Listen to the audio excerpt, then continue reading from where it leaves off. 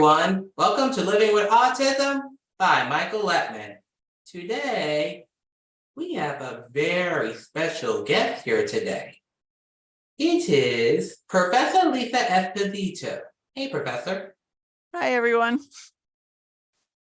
We will be discussing what occurred with me during my fourth year spring semester. During that semester, it was my one final KCC class that I've ever had. It was EDC 4000, taught by Professor Esposito herself. So tell me, Professor, why would you like to have me in your class in the beginning? Plus, I heard in the beginning that your class had field placement. I thought I could never earn that because I'm not a regular KCC student. Okay, so Michael, you and I met a number of years ago through a faculty interest group, a FIG, called CUNY Unlimited. And part of CUNY Unlimited, I'll give a little bit of a backstory if that's okay. Go right ahead. Yeah. So part of CUNY Unlimited was going to offer a credential to students who progress through their series of courses in part of that program. And KCC has been waiting to be part of that program for a long time, but we're still not there yet, though Professor Carpenter, who you know very well, is one of the co-chairs of the faculty interest group. And as part of that process, a number of us on this group are part of the education program, and Professor Carpenter met with our program director to come up with a series of courses that we thought CUNY Unlimited could use for the students who are currently in Melissa Reggio's program that may be interested in working with children. I have long been an advocate of the fact that if we're going to offer something to students, even as a college in general, it should lead to something. And though many of the students have enjoyed the classes with, that they've taken in the education program, I felt it might be a little misleading to just continue to have students take classes if they couldn't ultimately be able to be employed in working with children. So that's been a pet thing of mine, to not offer something if it's not going to lead to what the student is anticipating or desiring. So you, among others in your program, have a sincere interest in working with children. And as it stands right now, that's not an option for you if it's through New York State, if there are things that may be part of your education background that don't meet some of their requirements. So we're trying to figure out a way to work around that by creating something new. And in order to create that something new, Professor Carpenter and the program director of the education program put together a series of courses that we thought could lead to some meat behind having a credential from CUNY Unlimited with an education concentration, so to speak. All right. So part of that was a field course, and it was called EDC 90. And since we weren't really part of CUNY Unlimited yet, I thought maybe it would be a good idea for me to try it out to see if the 4000 worked as a field class, to be able to at least know what we needed to do so that when we finally became part of CUNY Unlimited, that would be in place and we'd have some systems in place for ourselves to make it a smooth transition for students in your program who might be interested in a career in education. So I agreed to try the EDC 4000 as a pilot of a field experience for Melissa Reggio students. I've worked with Melissa Reggio students in my other courses in the past. I've worked with students from Goldstein High School and the D75 program who've come into my classes. So I thought, why not? Why not? because part of what I want to do is make career opportunities for people who deserve to have the opportunity to be working with children in some capacity. So I got the go-ahead from the program director to consider my field class to allow a student to attend. And I guess you came to mind because you were part of those conversations with the FIG for a number of semesters. And I sensed your frustration in thinking that these things would never be possible for you. And it spoke to me. So I'm not one to just like sit back and accept never as an answer. It's not just in my blood to do that. You may know that I was a principal of a school for a number of years. Wow. And as a principal, you don't really get the chance to say, no, it's not possible, because you have to make everything work. And so I have developed relationships with principals in my field classes over the years. And I typically a principal does not accept all of my students. We're a group of 10. That's a lot of people to include in a class, in a school environment that's not part of their staff. So that's a lot. So I usually divide my students among 3 sites. And I thought that for a pilot of this kind, because it's the first one we've ever tried, that let me backtrack a little. In order for things to work, if they're new and piloting, you want all the circumstances to be as selected as possible that you can control, okay? Because you want to be sure that you're providing all the supports that are going to make for it to be successful. That goes to anything you do in education. You want to break down whatever barriers that you see could happen. You want to be sure that you support whatever that could happen. You, Michael, have probably seen that in your field class too. You probably saw the teachers break down information for children, provide materials for children so that they could be successful. It's no different on the higher education field. It's just no different. Education is about promoting and building where people can be successful by creating things that will foster that to happen. So that being said, I reached out to a pre-K center. I'm not going to mention the name now because I'm not sure if that's appropriate to do on this podcast. Okay. So I reached out to one of the pre-K centers, and I picked a pre-K center specifically because it's only 3-year-olds and 4-year-olds. So the environment itself is smaller in its scope. The environment allows for the field students that attend there to see an adult student ratio that's really optimal, because they're small classes with lots of adults in the room to support that experience. And so I reached out to the principal of that pre-K center to ask if she could be open to having a student in this pilot that we're going to try. We've never done it before. And I think I told you, and I'm going to tell your viewers, within minutes, she enthusiastically responded, yes, of course, absolutely. And I knew that we had a field site. Now, you were joined by 3 other classmates who were in our EDC 4000 class at this field site. So there was really no difference between what was going to be presented to you as what was presented to your classmates that were at that site.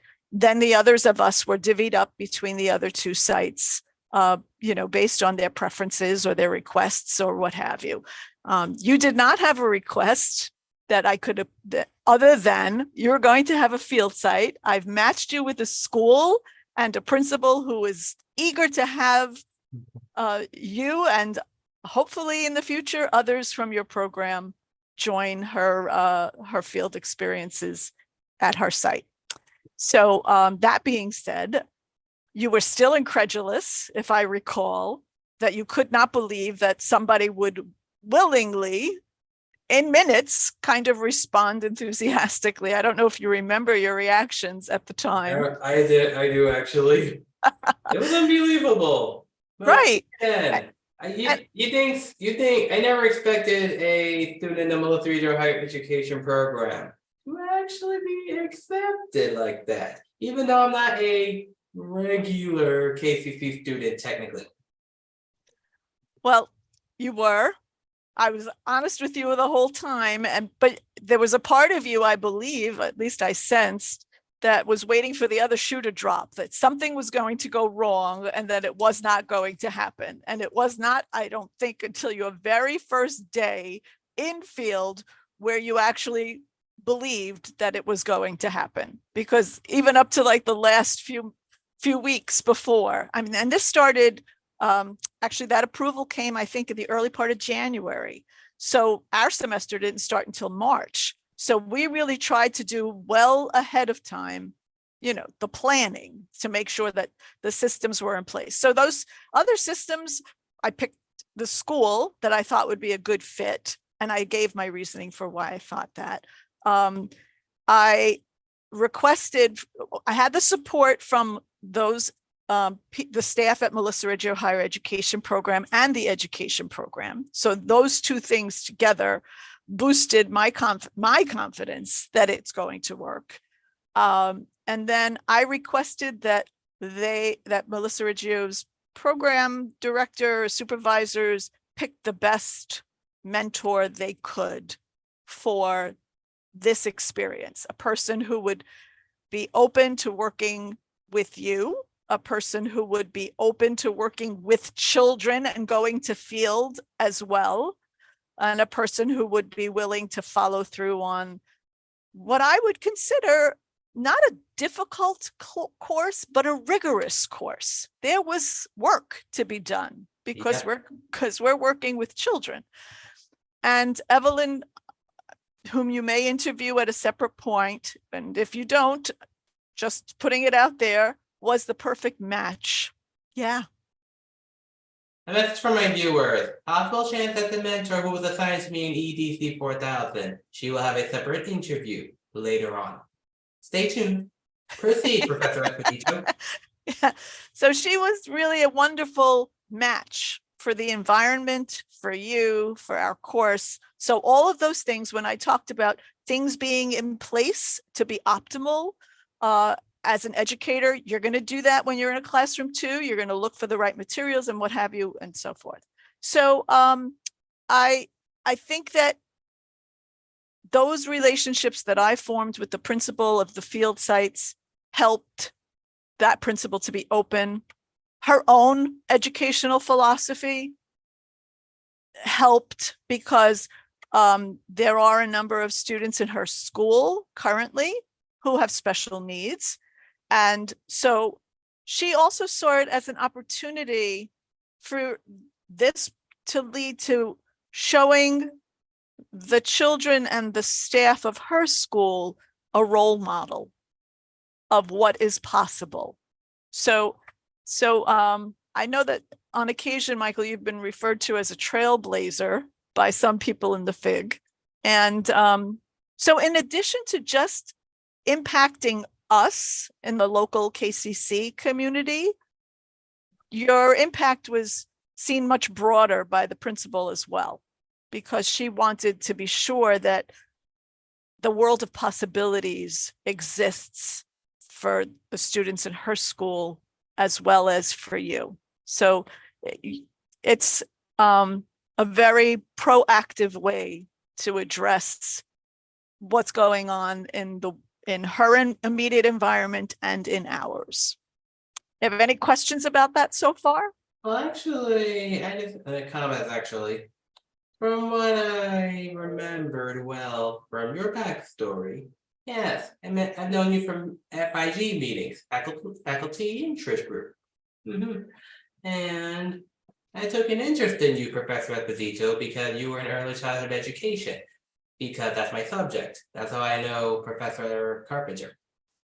Subject, major, you know what I mean. And then when I heard about your work, I took an interest in that because that's one of my career interests. However, I didn't think I was actually gonna get it. You believed in me. So many others believed in me, and even the principal took an interest in me. I was beyond happy and impressed and amazed that I actually got accepted. And I would like for you to be honest with me. Have I done well in my field placement as a student teacher? You did, Michael. What I look for in all of my students is growth and transforming from the observer to seeing themselves as an integral part of the classroom. And I think for you that happened probably around the beginning, probably around a month into the semester, near the end of April. I would say that it clicked. There was a switch in field that happened, and you started to see yourself as an integral part of the classroom. So that to me is where the success comes, when the individual stops just seeing themselves on the outside of the room and brings themselves inside the classroom and finds themselves welcomed by the children, welcomed by the staff. You can only speak to that experience yourself, but I noticed it in your reflections. I noticed it in, I don't know if I'm getting ahead of where you want to go with this discussion, but I noticed it. You're introspective. That's part of your nature. You look within and you try to analyze things to see how or why things are happening. And what sometimes goes unnoticed by some does not go unnoticed by you.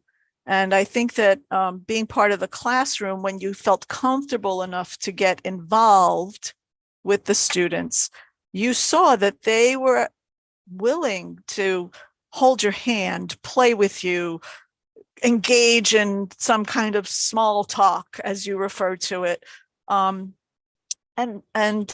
when you saw that happen, that's where the transformation happened. It could have been there all along, but until the student teacher sees it, it doesn't take root. And I think it took root probably around the end of April. Yeah. I can understand that. I really did well back then. It really was great. I'd like you to be honest with me about what was it like having me in your EDC 4000 seminars? Yeah, you were part of the class, to be sure. I think, and I'm going to turn it back to you, I'm sure, because I want to hear your thoughts too, because it's not just what I think, it's really more about what you think. I know that whenever you gave a comment, it was something you were thinking about. It was something you were wondering. And that wondering is part of what an educator should be doing all along in his or her career, is always just wondering, always asking questions, always trying to find deeper meaning to things. Maybe that's just who you are by nature, and that's great. So I found that whatever you contributed to conversation in the class, I think the students were listening, your classmates were listening. I think that they really gave some thought. I know that I put you on the spot at one point because you were kind of reflecting before we were reflecting. and I think I just shared something in one of your responses that really was deeper as a reflection before we had even gotten to reflecting. And I think I shared that, that little piece of it with the class with your permission, because what you did was you took the content and you looked for relevancy in the classroom, in your practice, in what we were talking about in class. You made that connection from the textbook to what you saw.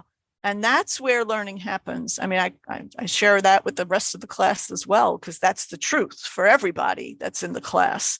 What I guess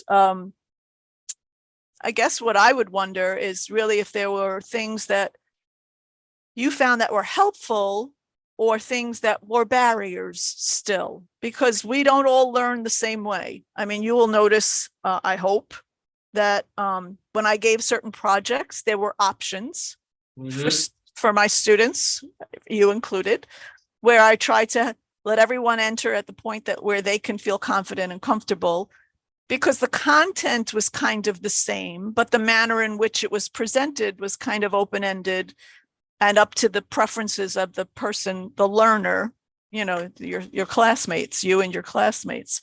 And I think as teachers, we want to give our children those kinds of choices too, because we want them to feel comfortable in the way that they get to express. So I don't know if there were any barriers that you would wish that some of the material would be presented differently, and what avenue I would need to follow to have that happen. I mean, that I'm open to having other Melissa Riggio students in my 4000 class moving forward. And that's a testament to you and your effort, because you were extremely conscientious about what you were doing and you took it very seriously. And I think your classmates knew that. Well, of course. I mean, it took some time, but I managed to do well with my assignments and my reflections, and I got along well with my EDC for classroom classmates. EDC for 1000 classmates, I hope I said that right. Although, one thing I had to be honest about, I was still a little surprised that I was the only male in your class this year. Yeah, and I think, I think you and I chatted about that at some point. There are not enough male role models in early childhood education. It's something systemic that I think that we as a society need to fix. But I do think that it kind of worked in a way to your advantage, because you became an immediate magnet for some children in your field placement, because they wanted to connect to a male role model. So, there are not all that many, even over the numbers of years that I've been teaching at Kingsborough, I have not had many male students.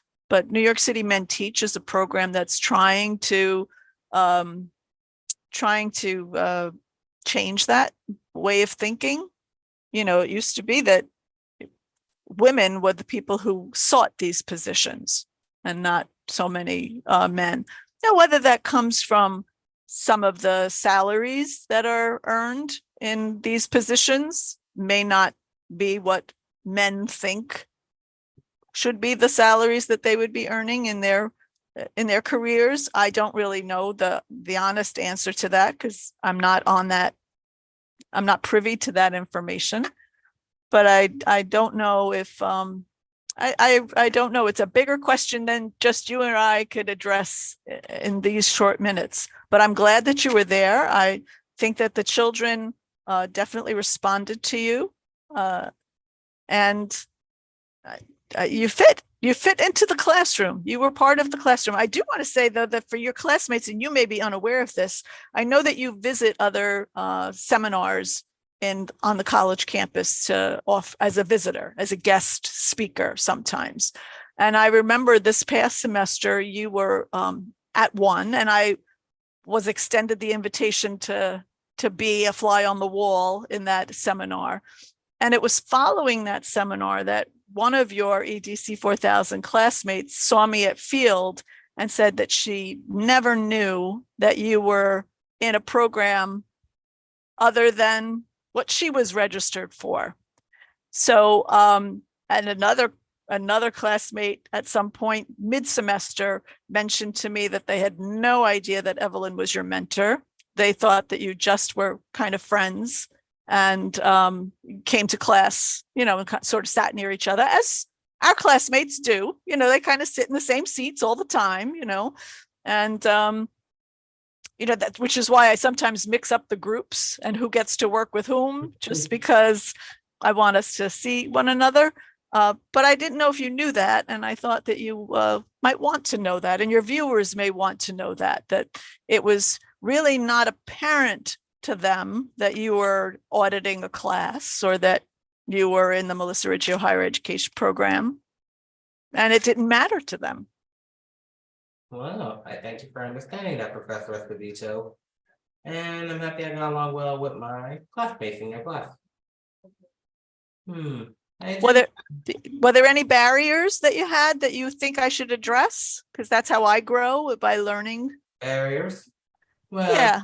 it's the usual. I mean, if I had questions for the assignments and the field reflections I need to do, then I get back to you about it, right? I mean, that's what a college student does. Get back to the college professors for questions. If necessary. Right. But the opportunity was there for you to do that. The opportunity, right? Was it there for you to be able to feel comfortable to approach? Of course. All right. If I get curious about an assignment, I want to make sure it turns out okay. That's why I get back to you. I've done it with my other classes. I swear. I've done it. Okay, good. Well, one thing I'd like to ask you as a final statement. How have you enjoyed my graduation? That's right, my viewers. I did it. I graduated. You were right there, Professor Esposito. I was there, and I was just so proud of you, Michael. I really, really was.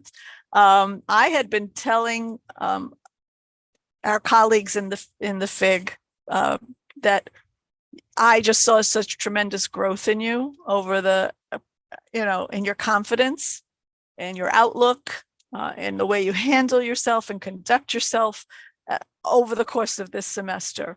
And truth be told, after you presented, one of your favorite professors came over to me and said, "You were absolutely right. I just see it." And there were other people who may have known you earlier, who also similarly shared that they were just either looking forward to seeing you present because they heard so much buzz about what you were doing, or that they too had seen this. Now, it doesn't happen just because of field. It's not just because of this course. It's a progress. You're along a continuum. We're all along a continuum. I think I may have said it to our class at the last session. I still don't know what I want to be when I grow up, because we're always learning. We're always changing. But I think that your graduation just showed a broader audience some of what you were doing during the course of the semester. And I think that that's really helpful. It may have been helpful for your peers that are part of the program who are thinking about taking education as a pathway. It may have inspired them to know that it's possible for them to at least take these classes. You and I both know that we're not there yet with changing the requirements in this on a state level, but that doesn't mean I'm going to stop trying, because I will continue to try and advocate for that. But I think that that audience knew. I will tell you also what you don't know, that I got after sharing your field presentation at your field site, because you gave me permission to do so. I got an email from the principal saying that she was in awe of you and that she thanked me for choosing her school as the site to host you. So your impact is there, Michael, whether we as educators see it in the moment or not. I think I've shared this with you before. That's not the important thing. Know that you've planted those seeds. You've made a difference. People recognized it. And it becomes part of their lived experience, knowing that you are part of their lives. Whether they remember you and your name 500 years from now, that's not the important thing.